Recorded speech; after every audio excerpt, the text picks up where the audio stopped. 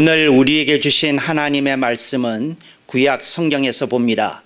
구약 성경 412쪽 사무엘상서 3장 11절 말씀을 장성 목사가 고쳐 번역한 연이역본으로 봉독합니다.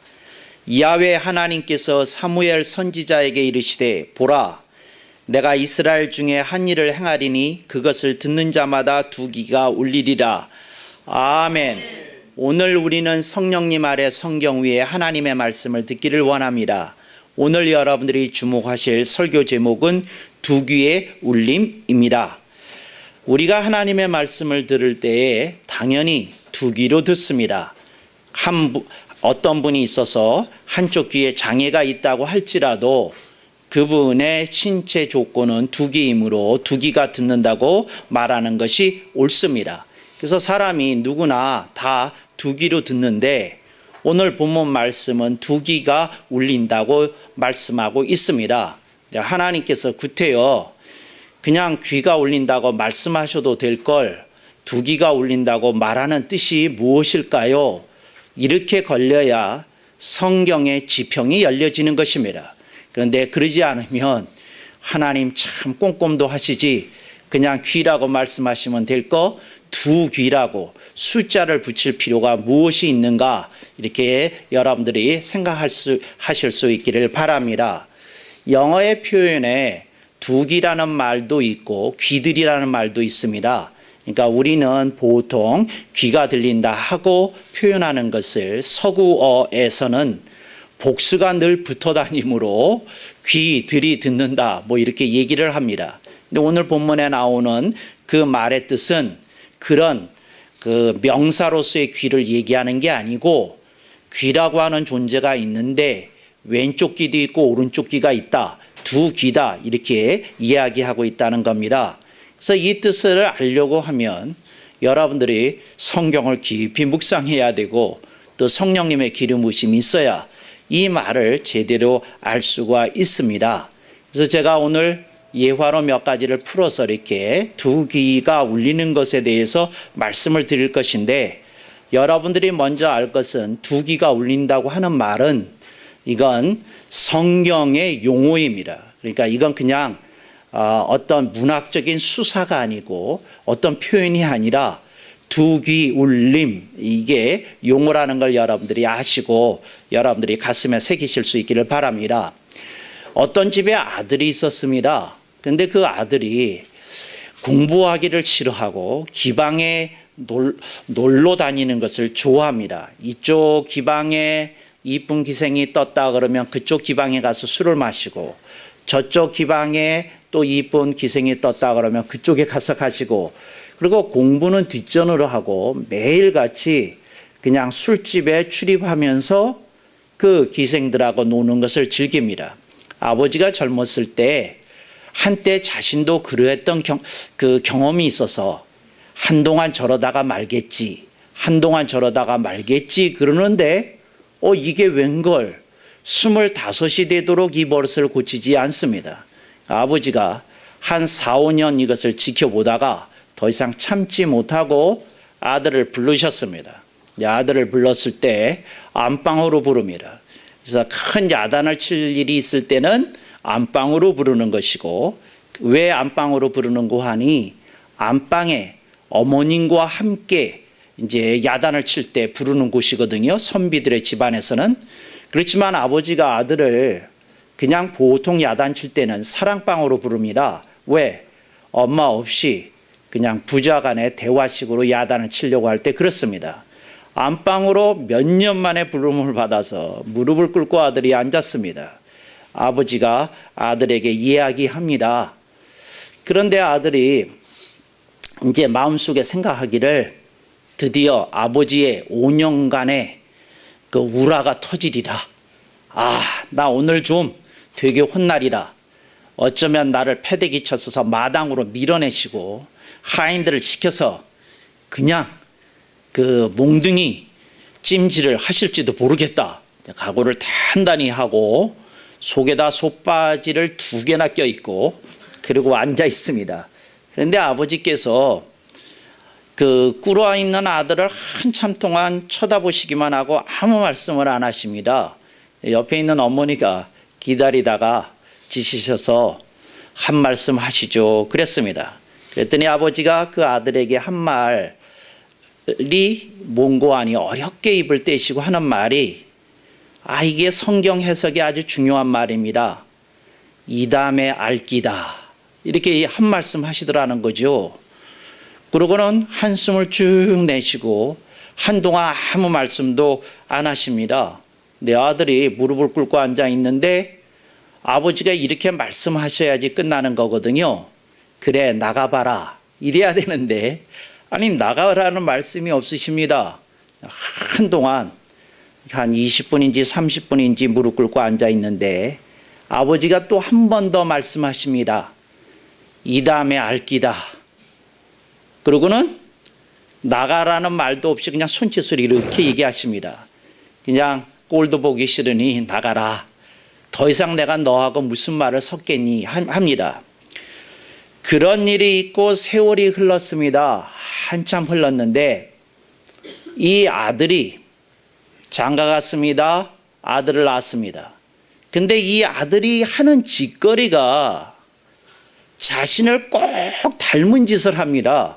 그래서 어느 날 그냥 참다가 아버지가 폭발했는데 폭발했을 때 나온 말이 자기가 한 20여 년 전에 안방에서 무릎 꿇고 어머니 앞에서 들었던 그 말이 튀어나오는 겁니다.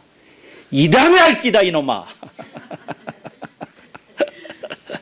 근데 자기가 그 말을 하다가 알았어요.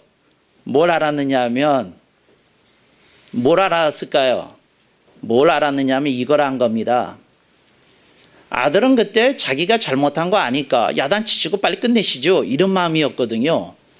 근데 아들이 세월이 지난 다음에 뭘 알았는고 하니 잘했다 잘못했다가 중요한 게 아니라 그런 행위지로 끝나는 게 아니라 부모의 마음을 못 알아주고 자기가 하는 행위가 얼마나 부모의 가슴에 대못을 박는 행위였다는 걸, 그러니까 그건 본인의 행위로만 생각했지 이게 부모에게 얼마나 큰 상처가 되고 얼마나 큰 그 마음에 그 깊은 흔적을 남기는 것인지를 세월이 지난 다음에 아는 거죠.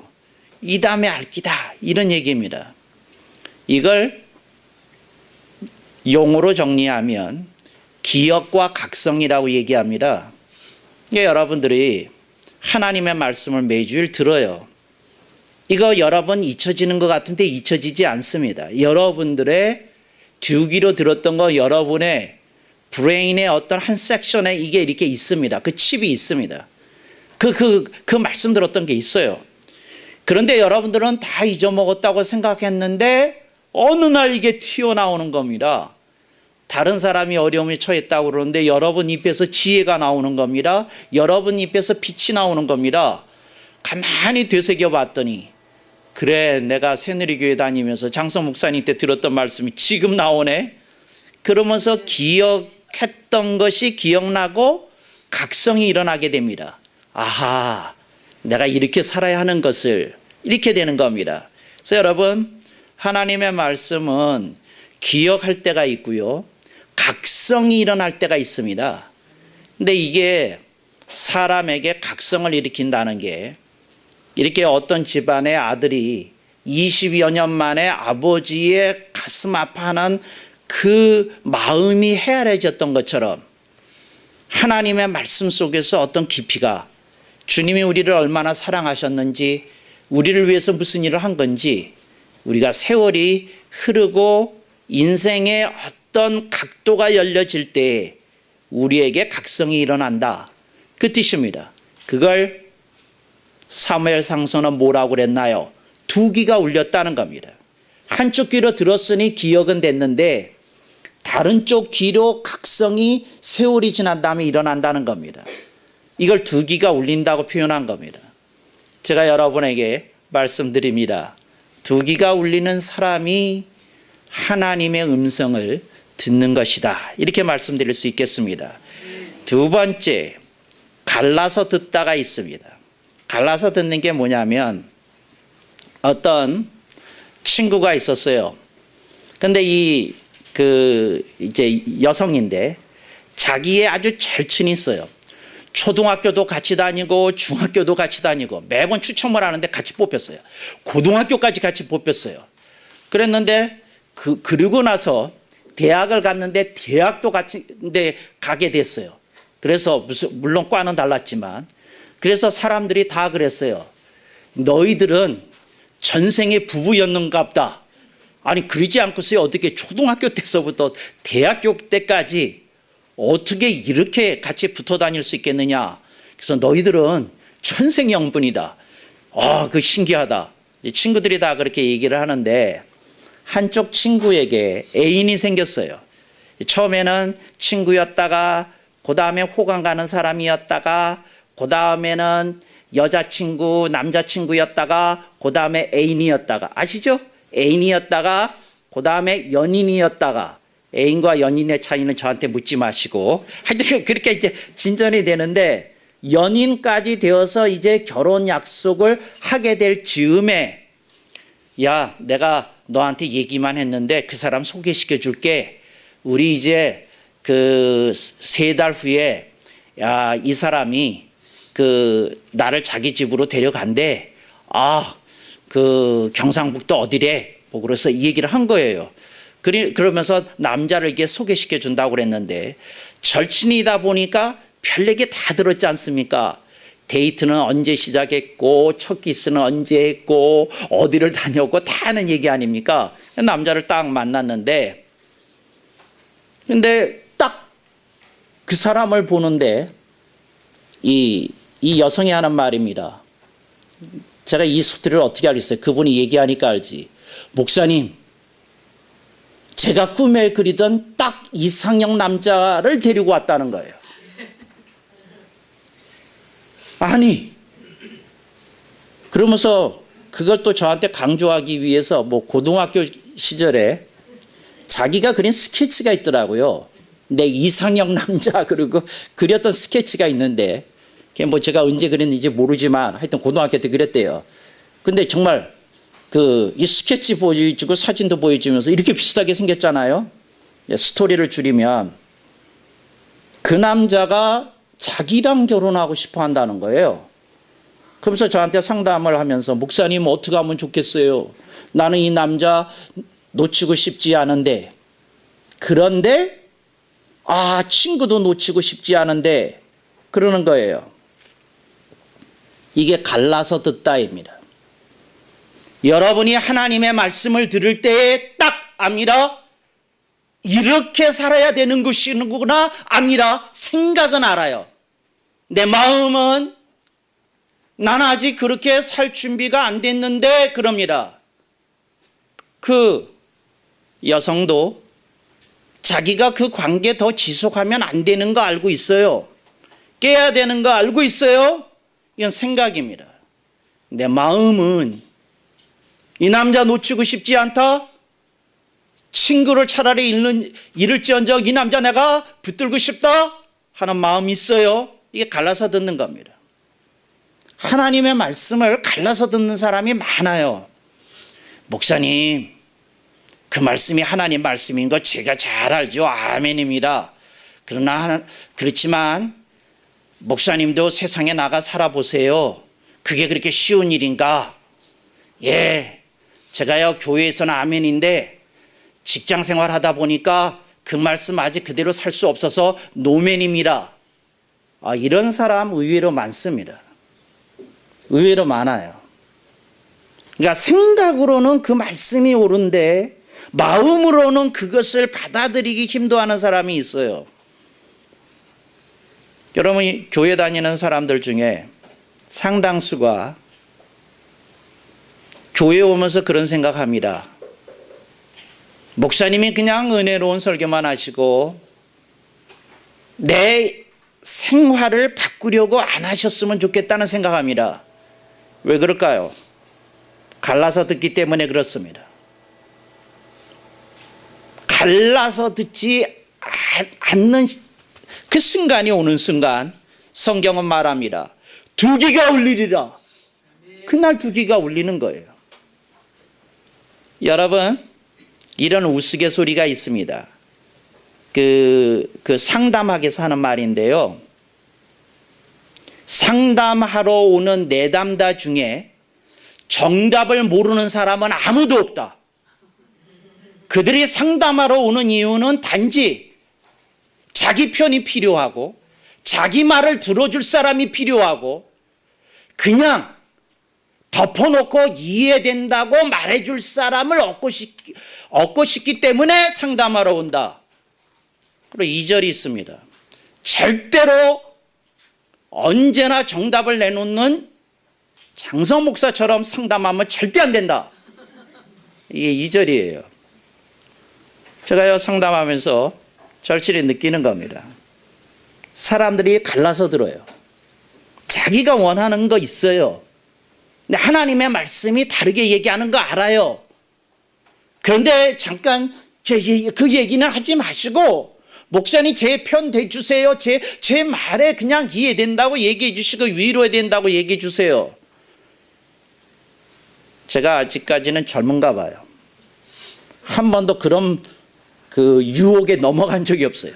한 번도. 아닌 건 아니라고. 긴 건 기라고. 아직까지는 얘기해 왔어요. 제가 여기서 조금 더 나이 먹으면 어떻게 될지 모르겠어요. 근데 아직까지는 다행히 잘 버텨주고 있어요. 그래서 여러분, 여러분들에게 이해가 필요한 겁니까? 그러지 않으면 여러분의 인생에 새로운 길이 필요한 겁니까? 갈라서 듣는 분들에게 천둥이 울리듯 하나님의 말씀이 생각과 마음을 일치시키는 그런 두 귀의 울림이 있기를 주님의 이름으로 당부드립니다. 아멘. 세 번째는 따로따로 듣다입니다. 이 따로따로 듣다가 뭐냐면 이겁니다. 교회에 오니까 교회에서 매주 이런 설교를 합니다. 하나님은 사랑이시라. 하나님은 여러분을 사랑하십니다. 여러분이 어떤 죄를 짓든 어떤 잘못을 하든 어떤 음행이 있든 무엇이 있든 간에 주님은 당신을 사랑하십니다. 예수의 피는 어제나 오늘이나 영원토록 동일하십니다. 주님은 당신을 사랑하십니다. 사랑하십니다. 사랑하십니다. 용서하십니다. 용서하십니다. 용서하십니다. 변함없으십니다. 변함없으십니다. 변함없으십니다. 이걸 매주일 들으니까 사람들이 안심이 돼요. 그래서 이런 우스갯소리가 있습니다. 사람들이 매주일 교회에 오는 이유는 월요일서부터 토요일까지 또다시 죄를 지을 수 있는 용기를 얻기 위함이다. 아니 웃음이 좀 약하잖아요. 그냥 이게 그렇다는 거예요. 그래서 설교학에서 이런 얘기를 합니다. 교인들을 너무 쪼지 말라고. 그러니까 쪼면 교인들이 마음에 결이 나서 그 장성 목사 교회처럼 그렇게 많은 교회 모이기가 힘들다는 거예요. 알찬 교인이 모일 수는 있지만 많은 교인들은 안 모인다는 거예요. 왜? 교인들이 듣고 싶은 것은 프라이버시 노터치, 사생활 노터치, 그리고 덮어주는 얘기. 하나님이 당신을 사랑하십니다. 용서하십니다. 그리고 그 사실은 영원토록 이 말을 제일 좋아한대요. 어제나 오늘이나 영원토록 변함없으시다고. 그 말을 그렇게 좋아한대요. 근데 무슨 얘기를 듣고 싶은 겁니까? 은혜의 말씀을 듣고 싶은 거죠. 진리의 말씀은 뭐라고 얘기하느냐 하면 여러분, 주님이 여러분을 용서하셨습니다. 그러나 여러분이 한 걸음씩 주님 쪽으로 옮겨가야 하지 않을까요? 이게 진리의 말씀입니다. 여러분들이 삶 속에서 이렇게 옮겨가야 되지 않을까요? 그리고 여러분을 격려하고 장려하는 말씀, 그러니까 은혜에만 머물리지 않고 진리까지 가야 되는데 이게 사람들이 싫어해요. 그래서 여러분들이 어느 교회를 가든지 대한민국에서 아니 세계에서 큰 교회들, 교인이 많이 모이는 교회를 가시면 은혜의 말씀을 듣습니다. 진리의 말씀하고는 조금 달라요. 이제 그런 맥락이에요. 구원의 복음을 선포하고 용서의 복음을 선포합니다. 그러나 사람들로 하여금 그러니 당신이 이제는 그 자리에만 머물지 말고, 이런 액센트부터 우선 싫어요. 말도 싫지만 이런 얘기 좀 안 하시면 어떨까, 뭐 이런 기대가 있다고 그래요. 제가 설교 여기서 끝날 것 같죠? 조금 더 있어요. 어떤 분이 와서 설교를 듣고, 대개 남성들이 이런다고 그럽니다. 설교의 중요한 포인트가 나오면 자기 아내를 쿡 찌른대요. 단상에서 안 보이게 어떻게 찌르는지 몰라. 근데 그거 비법이 있나 봐요. 쿡 찌르면서. 근데 그 뜻이 뭐냐면, 잘 들어도 이거 당신이 고쳐야 될 점이야. 이렇게 찌른답니다. 이 손가락 비수가 있대요. 당신 들어, 이거 들어, 뭐 이런데요. 이렇게 한대요. 그러면서 집에 들어와서 어느 날 무슨 이렇게 부부가 말다툼을 하게 되면 설교 노트를 펼친답니다. 그리고 하는 말이, 당신 나보다 믿음이 더 좋잖아. 당신 나보다 더 주님을 더 사랑하잖아. 근데 당신이 이렇게 못 사는 이유는 뭐야? 그러면서 장성 목사님이 몇 월 며칠에 설교하신 주일 공동예배 때 하신 말씀에 의하면 3대 요주 중에 2대 요주에 이 말씀이 있는데, 내가 당신하고 21년 살았는데 아직도 안 변하는 이유가 뭐야? 그냥 묻는다는 거예요. 이분에게 무슨 말씀만 들리는 겁니까? 진리의 말씀만 들리는 겁니다. 어느 날 이분이 다행히 돈은 아내에게 갖다 맡기고 쓰는 사람인데, 남편이 이랬대요. 당신 우리 동창들끼리 일본에 그 온천 여행 다녀오기로 했다. 그러니 당신이 이거 허락해 줘야 되겠고 돈도 좀 줘야 되겠다. 이렇게 얘기를 했대요. 이 아내가 저한테 전화를 했어요. 목사님, 이런 경우 어떻게 합니까? 제가 얘기했어요. 뭐라고 얘기했느냐 하면, 그 사람이 요구한 액수에, 그러니까 용돈을 50만 원 달라고 그랬으면 100만 원을 주겠다. 당신 이틀 더 쉬다 와도 된다. 그 얘기 해주라. 그런데 딱 조건이 하나 있는데, 교회에 와서 말씀을 좀 들어달라고. 우리 교회 특별 집회가 있는데 와서 들으라고. 남편이 100만 원에 눈이 어두워가지고 말씀 들으러 왔어요. 말씀을 듣는데 그날따라 조금 다르게 들리더랍니다. 100만 원 때문에 한쪽 귀가 쫙 열려져 가지고, 내가 잘 들었다고 얘기해야지 이 사람이 마음 변치 않고 50만 원이 아니라 100만 원 줄 것 같으니까 귀를 쫙 열고 딱 들어서 내가 들었다는 그 표값을 해야 되겠다고 그러고 쫙 귀를 펴고 들었는데, 이런 말을 제가 했답니다. 저는 했는지도 기억이 안 나요. 근데 제가 뭐라고 그랬냐면, 그 말씀 중에 이런 얘기를 했답니다. 뭐라고 했냐면, 여러분, 말씀을 조명등처럼만 사용하면 안 됩니다. 조명등은 사방을 비춥니다. 그래서 온갖 모습이 그렇게 드러나게끔 합니다. 여러분, 말씀을 조명등으로만 들으면 안 됩니다. 말씀을 어떻게 들어야 되는고 하니, 여러분, 말씀을 아침에 일어나서 세수하기 전에 바라보는 거울처럼, 그래서 아침에 일어나서 딱 하고 세수를 하려고 거울을 봤더니 머리는 산발이고 눈에는 눈곱이 잔뜩이고 얼굴에는 주름이 주룩주룩이고, 이건 어디서 나온 귀신이야? 한 얼굴 모습을 보는데 깨달음이 오기를, 이게 귀신의 얼굴이 아니고 내 얼굴이구나 하는 것처럼 깨달으실 수 있길 바랍니다. 여러분의 모습이 이럴 수 있다는 거, 내가 내 자신의 말씀을 들으면서 거울처럼 제발 보세요. 이랬다는 겁니다. 아니, 나는 왜 이렇게 설교를 잘하는지 모르겠어요. 그랬다는 거예요. 근데 이분이 자기가 조명등처럼 설교를 듣고 그랬다는 걸 아는 거예요. 내가 말씀을 나한테 하는구나. 근데 갑자기 자기가 아내에게 이렇게 막 노트를 펼쳤던 말씀이 전부 다 갑자기 쫙 펼쳐가지고요. 자기에게 이렇게 다가서는 어떤 환상 같은 걸 체험했대요. 설교 중에. 그러면서 내가 이런 모습이고 이런 모습이고 이런 모습이 이렇구나. 그래서 너무도 은혜가 돼가지고 눈물을 이분이 정신없이 뒤에서 그냥 계속 우시는 거예요.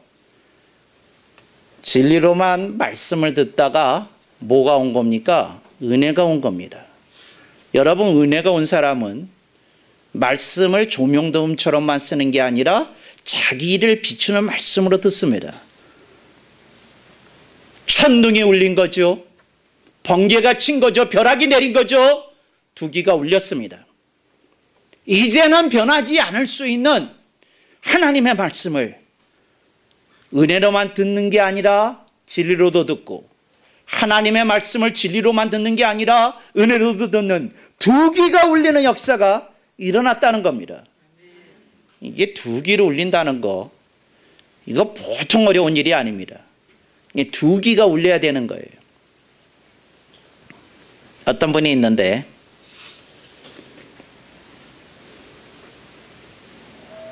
설교 중에 조는 습관이 있으셨다고 그래요. 이분이 설교 중에 이렇게 조는데 목사님이 가끔씩 장성 목사처럼 설교했나 봐요. 갑자기 벼락이 치듯 액센트 넣어서 꽝 할 때가 있지 않습니까? 그랬는데 어느 날 갑자기 이렇게 조는데 큰 소리가 우렁 꽝 나와서 이분이 이랬답니다. 목사님 또 시작하셨구만. 이렇게 졸면서도 이렇게 생각했대요. 근데 정말 이 천정이 무너져서 내리는 것 같은 소리를 들은 거야. 이분이 꽉 놀라가지고, 너무 놀라가지고 벌떡 일어났어요. 벌떡 졸다가 벌떡 일어났어요. 왜? 집이 무너진다고 정말 생각했으니까 벌떡 일어났어요. 근데 벌떡 일어났는데 이 사람 앞에 주님이 서 계시더랍니다. 벌떡 일어났는데 주님이 일어나면서 주님이 그 앞에 서 있더랍니다. 주님이 이런 말씀 하시더라고 그래요. 뭐라 그러냐면, 잠 깼냐?